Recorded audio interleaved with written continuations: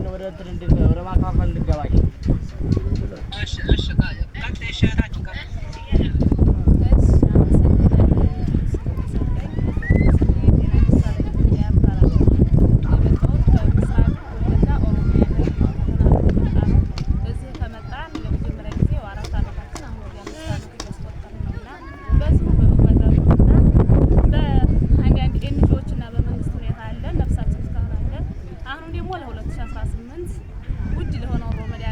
ለተወደደው ለክርስቲያኖች ጾም ለ55 ቀናት እንኳን ይሄን ልታስፈጥሩና ላለው አዛውንትና ላለው ሽማግሌ አለን ወገን አለ ከቤታችሁ ወጣው ተፈናለው ብላችሁ ይሄን አስበው ነኢማ ድርጅትን በጣም ክብር ይስጥልን እንዲሁ እናመሰግናለን።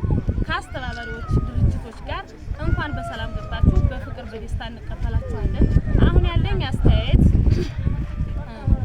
ያው በሰፊው ባልገልጸውም ሲገልጹን ቆይተዋል እህት ወንድሞቼ እዚህ ያለው በቁጥር በነፍስ 780 ነን በተጠሪ ወደ 250 አካባቢ ነን።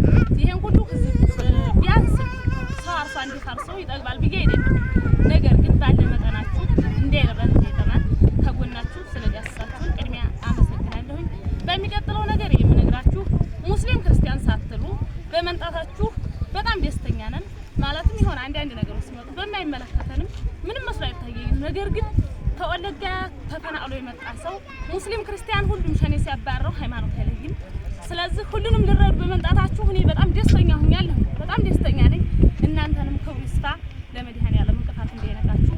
በሚቀጥለው ደግሞ አሁንም ጾሙ ተፈቶ ሲያበቃ ብዙ ነገሮች በእናቶቻችን እንዲህ እንደምታያቸው አሁን ሁሉም ያለ እናት ወንድሞቻችን በቤት ውስጥ ብዙ ጎዴሎ አለ ለመግለጽ በጣም ይሳነኛል። ነገር ግን ሽሮ በርበሬ አሁን በተወደደበት ጊዜ አሁን ውድ የሆነ በቃ ኑሮ መቻል ስለሚያተን ይሄን ጊዜ ይሄን ዘመን ደላለ ማለፍ ሴት እህቶቻችን ያለ እድሜ ጋብቻ እየፈጸሙ አገር ለቀው ይሄዱ ነው። ወንድሞቻችንም በባህር እየሄዱ ስንቱ እየሞተ ያለቀብን ነውና ለነፍሳችን እንዲደርሱልን ቤታችን እንደበስ አድርጉልን ነው።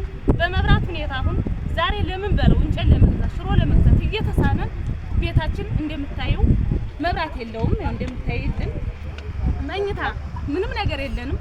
ከተሰጠን ቢያንስ አዲስም ባይሆን እንኳን ሰው ያገኘው ነውና የምንቀበለው አሮጌ ፍራሾች ነበሩ 4 አመት አስቆጥረው አልቀዋል። እንዲሁም አልባሳት